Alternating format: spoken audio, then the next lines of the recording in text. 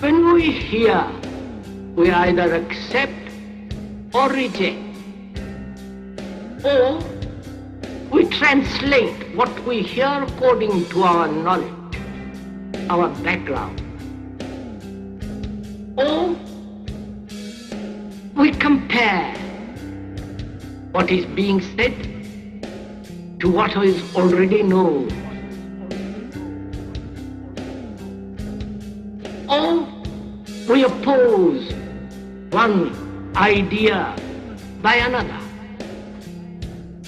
All these characteristics of hearing denies the act of listening. When one listens, there is no comparison, there is no acceptance or rejection. That very act of listening brings about a total attention in which you see the totality and the whole significance and structure of what is being said. The quality of listening is attention. And when you attend totally, with your whole mind, with your heart, with your nerves, with your eyes and ears completely, intensely listen, when you give your whole attention to something, that is when you are completely listening. In that state of attention, there is the act of listening. And that act of listening puts away anything that is not true. You listen to the totality of the thing. When you attend, there is no borders of inattention. And that act of listening is really a miracle. Perhaps it's the greatest miracle. When one can listen totally, without any defense, without any barrier. Then one can look. Then one can listen. Look, sir, if I want to understand what you are saying,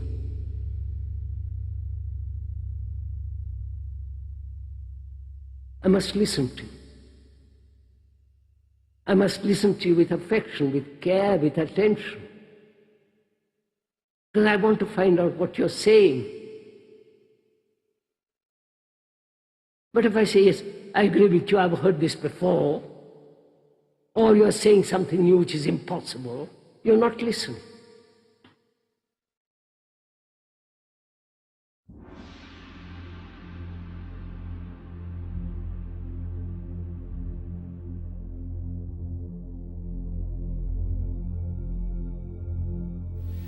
One of the most intriguing discoveries in modern science is the fact that there is nothing in this world that even approaches what might be called truly solid. We speak of solids, liquids, and gases, but these terms describe superficial rather than basic properties of matter. All matter, regardless of its state, is composed of invisible particles called atoms, which in turn are composed of other particles. The air we breathe, though invisible to us, is just as real as wood or metal, because it's made of the same fundamental particles. It is the arrangement of these particles and the forces that bind them together that give to a substance its special properties. If we bring a piece of steel close to a magnet, we say that the steel becomes magnetized. But what is it that actually happens?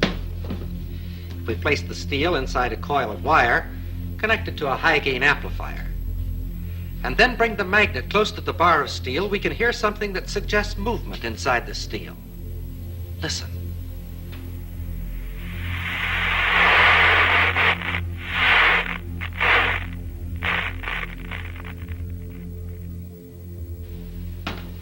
We think of a piece of steel as being solid, and according to our definition, it is a solid.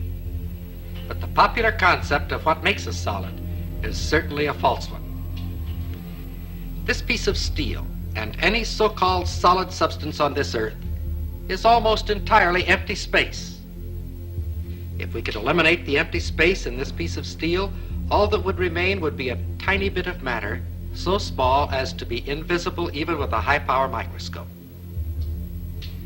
This concept of almost unlimited empty space within matter is comparatively new, but it is the very cornerstone of our knowledge in this atomic age. Atoms are not solid. Instead, they are tiny solar systems composed of infinitely small particles revolving at tremendous speeds and bound together by enormous forces. And like our solar system, atoms are almost entirely empty space. For the moment, let's forget the forces within the atom. Thinking only of the particles and the empty space around them, science knows no reason why I couldn't take this so-called solid steel bottle and just throw it right on through that wall. Except this, we've tried it and it hasn't worked. If I were to attempt to run through that wall right now, all I'd get for my trouble would be a good-sized lump on the head. But that which would prevent my body passing through the wall would not be a collision of particles, but rather a collision of forces, the same forces that make an atom bomb. And if it were not for these forces, my body could go freely back and forth through that wall just as though it were not there. It is within the realm of scientific possibility that there could be two worlds coexistent, occupying the same part of space at the same moment of time, each world just as real as the other, with its mountains, valleys, rivers, trees, and people. And that one world could pass freely through the other world, neither world being conscious of the existence of the other world, if you grant just one thing. Atomic forces within the material substance of these two worlds that are not mutually interactive. What do we mean by this? Let's see. Here are two pieces of steel. Their appearance is quite similar, but a magnet will reveal a basic internal difference between the two pieces. This one, of course, is picked up, but this one is unaffected. This piece of steel is non-magnetic, stainless steel. Of course, we all know that other metals, such as brass or aluminum, are not affected by the magnet. But a ring made of aluminum is something else. It can be suspended in air by the electromagnetic force of what is actually a transformer.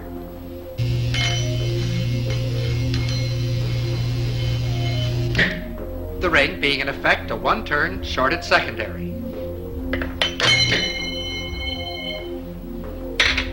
A smaller ring will react even more violently.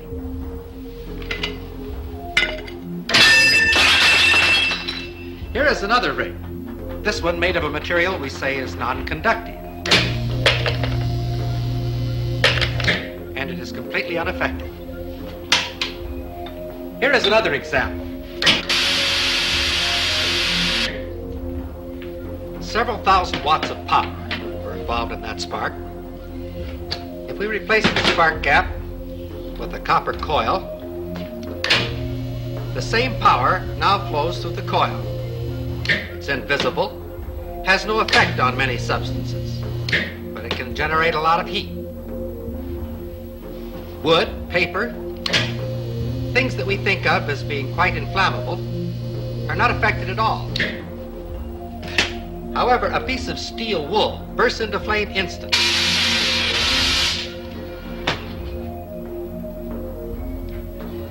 Did you ever fry an egg on a cold stove? It's no trick at all if you have the right equipment. This is a cold hot plate, and because it's cold, you can make it out of wood, if you like. Just be sure that there's a coil of wire inside and that you connect that coil to a high voltage alternating current source. The rest is easy.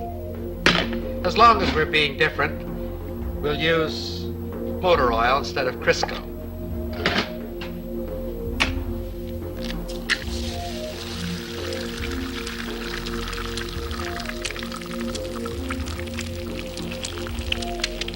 The egg fries very quickly. but the stove remains perfectly cold. In fact, if you wish, just to keep it handy, you can fry your egg on the morning newspaper. With a gadget like this, you can get up in the morning, sit on the stove, read the morning newspaper, and fry the eggs in your lap. Another example of the fact that physical forces can be quite selective in their effect. All of the examples which we have cited thus far have been in the physical realm, and of course have been limited by that fact. We can, however, cite examples that transcend the purely physical and clearly demonstrate the reality of these two worlds.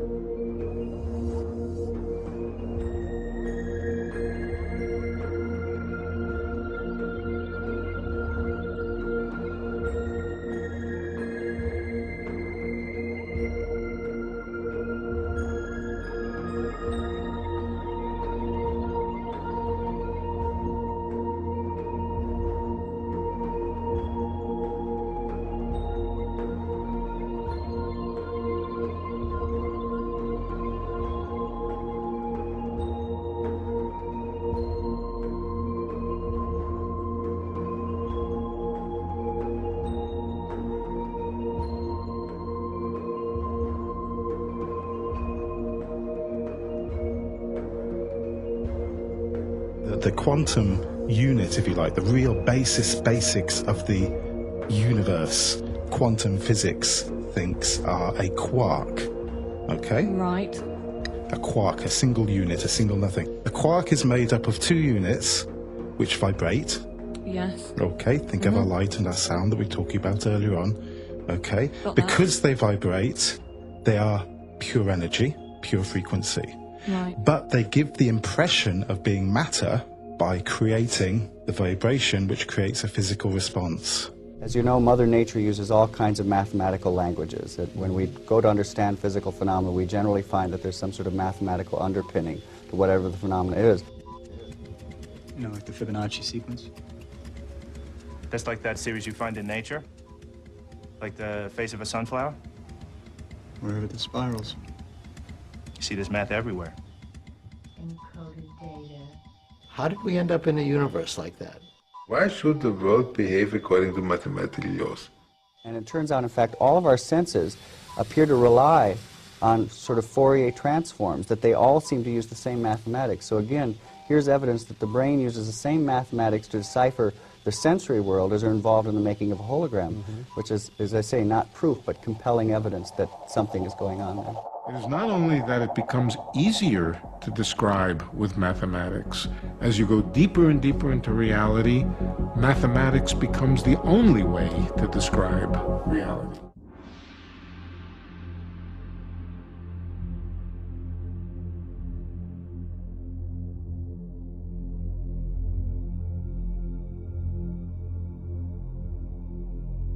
Okay, so 1, 1, 2, 3, 5, that's the beginning of the Fibonacci sequence. Next number in the sequence, what do you think?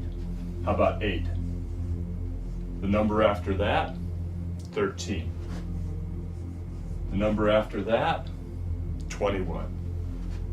So if you're getting those right along with me, then you've recognized the pattern that I wrote with the first few numbers in the Fibonacci sequence, which is this.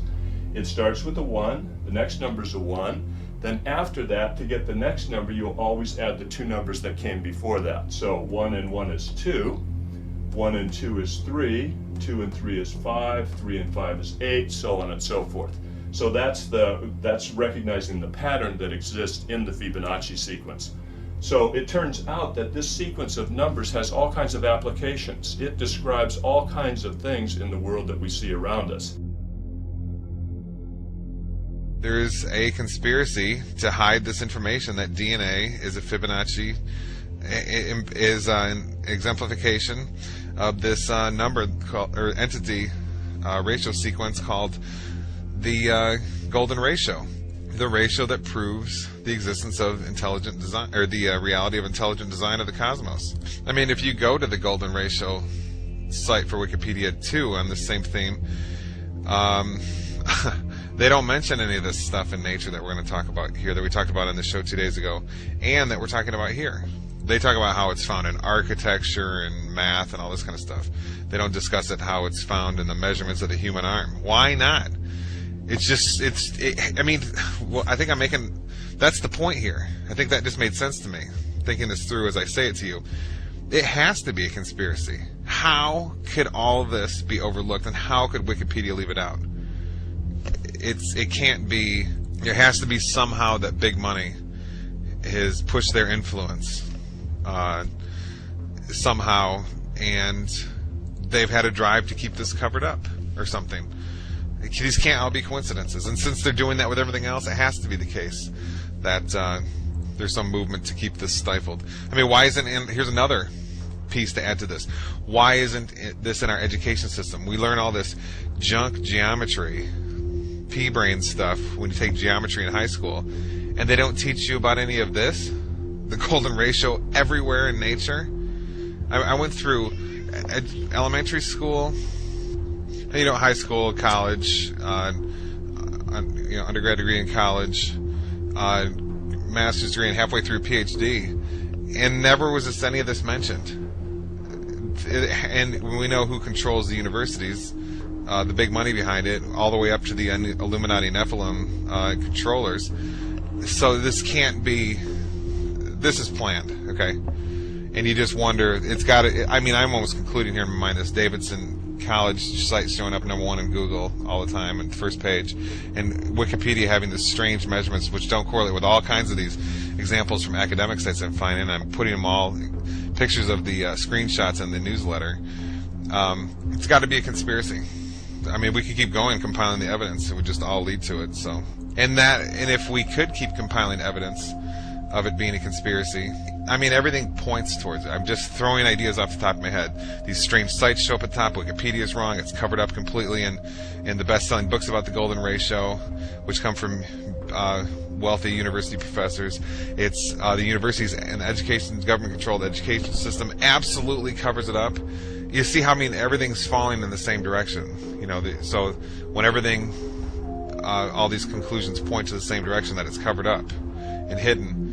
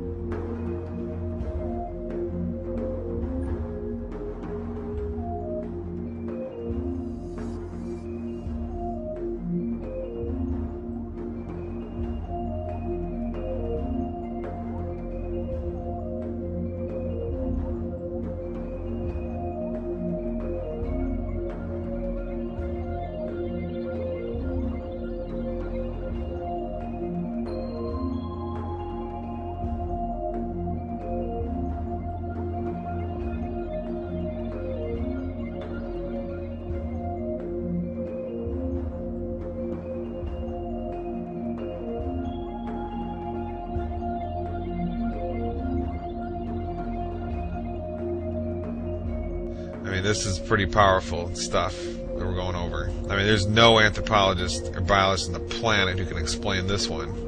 How the sunflower evolved a bunch of spirals in it. It's seed pod design, and how those spirals exactly lead to a golden ratio Fibonacci series numbers. Unbelievable. Okay, this is it. There's no question. I mean, we've all been lied to all through our undergraduate college degrees and our elementary schools and on our TVs just by them not discussing all this. I mean, you know how many examples I have here? There's so many, and they're all this powerful. Okay? And all this was hidden from us while we were in our schools learning about, what were we learning about? Plate tectonics theory. I mean, it's pretty sad case. And when it's so obviously everywhere in nature, it has to be a conspiracy in the satanic New World Order Illuminati system we live in. I guess they don't want you to know this stuff, because you might realize that this reality you live in is charged with Yahweh. The architect's fingerprint is absolutely everywhere, and it's in you. You are a piece of that fingerprint. And hey, you might realize that your consciousness is also, and that there's no joke in saying you're created in God's image, and you can therefore take part in the power and creation of the intelligent designer.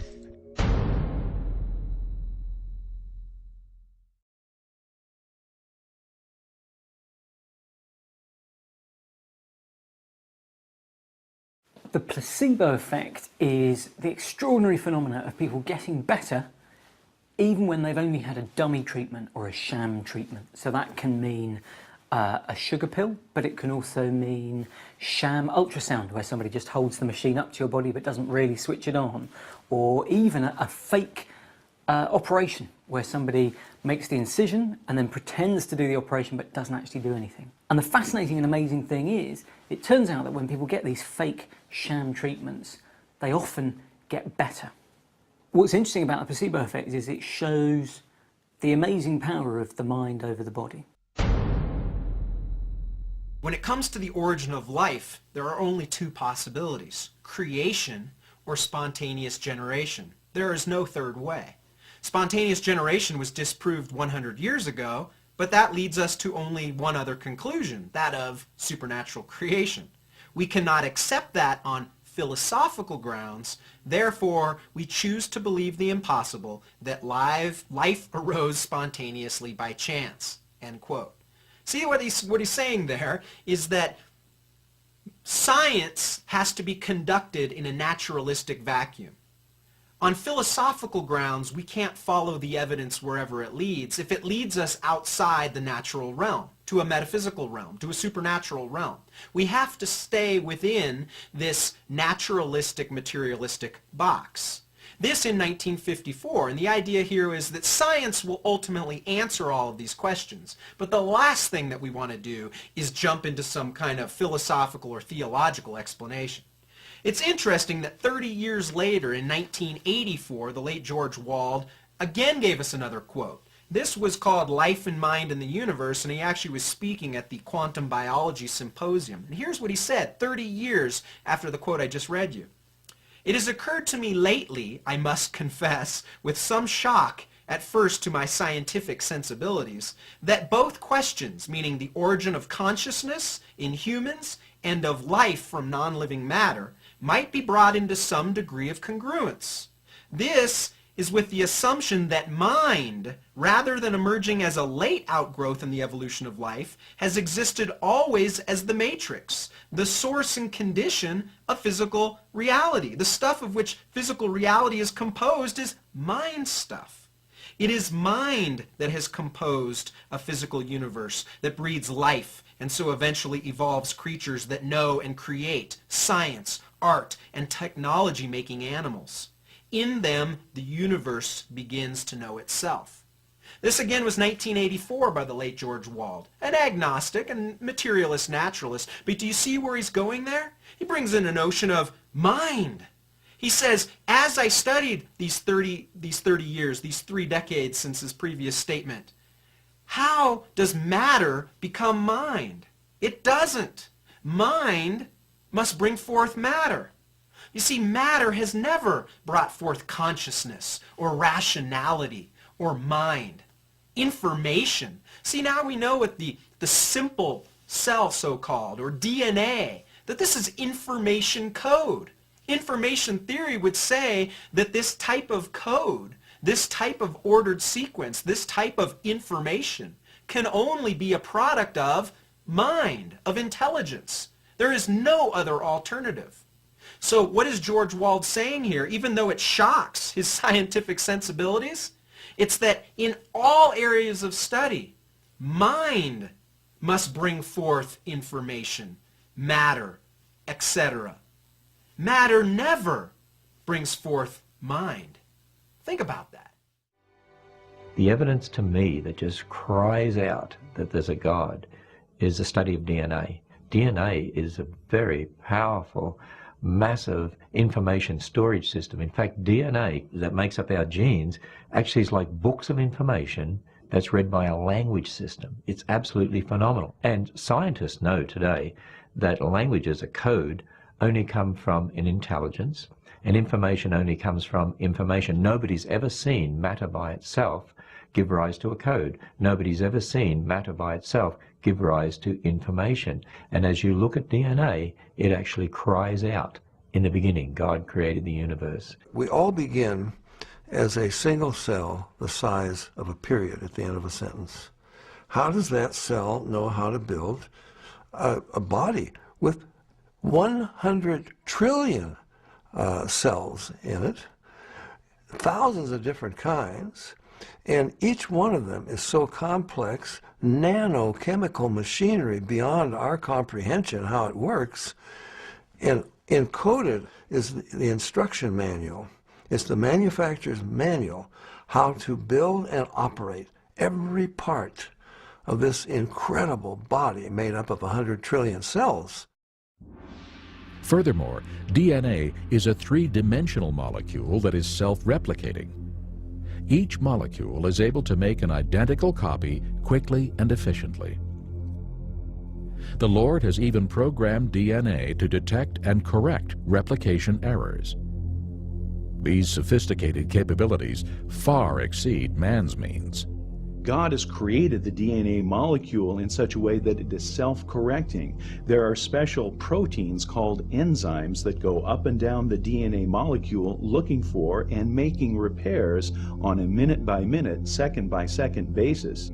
God created us with a DNA code that actually has what we call editase or editorial type enzymes. Just as an editor reads a newspaper or a book looking for mistakes, so God has created special enzymes that go up and down our DNA molecule, repairing the mistakes in ways that are unbelievably complex. Our DNA has information in it. And there is a whole field of scientific study called information science, which studies how information originates, how it's transmitted, and so on. And one of the laws of information science says that information never originates by itself in matter, never spontaneously comes about. Anytime we trace the copying of information back to its source, it always comes back to a mind. And since we have creative information in DNA, that tells me that DNA comes from intelligence. It's not something that could possibly come about through millions of years of mutations and natural selection. Nobody knows. Go to the university and go ask your physicists, go ask your chemists, go ask them and say this. Say, how do these crazy things called quantum particles, which act so strangely, compose the next stage up the chain? How do they compose an atom? And then ask, how does an atom compose a molecule? And how does a molecule compose a chemical? And they're going to say, we don't have any idea.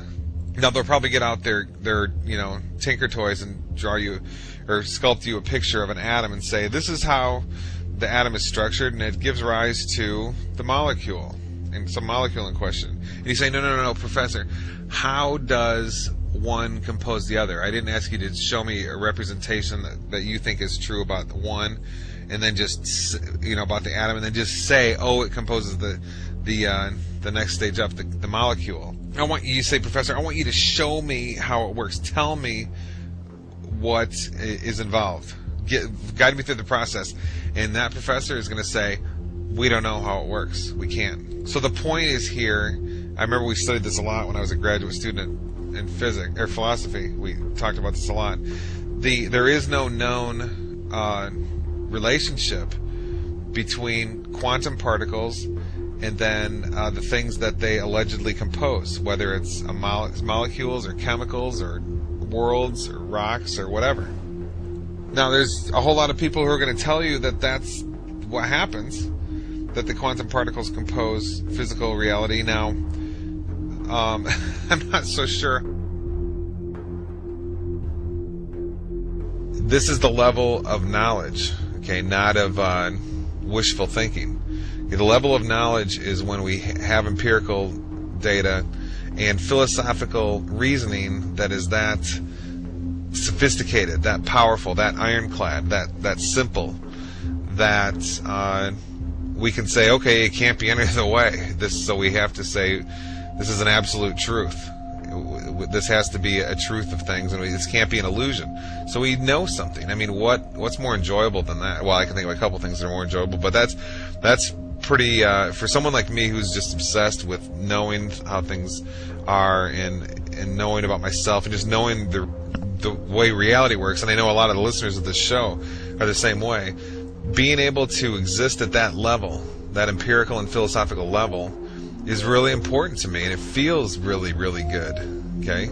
Some people don't care about stuff like this, and that's fine. Just let them go. And they care about other things. You know, maybe they care about art, or maybe they care about television, or maybe they like Barack Obama and war, and maybe they like to be brainwashed, or who knows what. But for me, I want to know how reality works, and it makes me feel, every time I get a little bit further along, it's like I've energized my soul or something. The deepest parts of me have grown, and they feel more spiritualized. Okay, so it's very, very healthy to do this.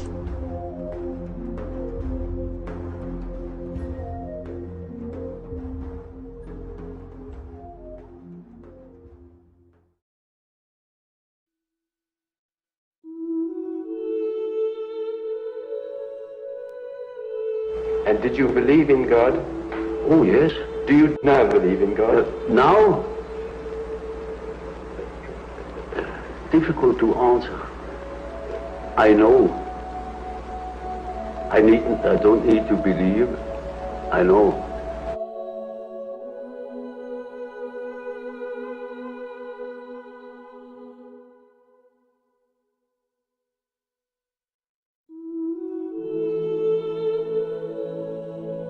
You know, there are these peculiar faculties of the psyche, that it isn't entirely confined to space and time. Now, these facts show that the psyche, in part at least, is not dependent upon these confinements. And then what?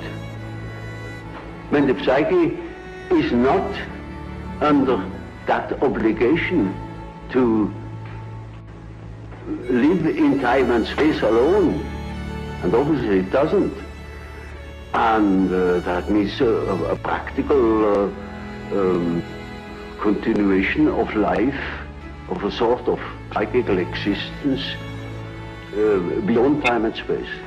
Only ignorance deny these facts. Do you yourself believe that death is probably the end, or do you believe that? Well, I can't say. You see, the word belief is a difficult thing for me.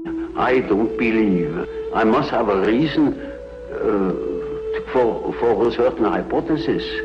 Either I know a thing, and when I know it, I don't need to believe it. If I don't allow myself, for instance, to believe a thing just for the sake of believing it, I can't believe it.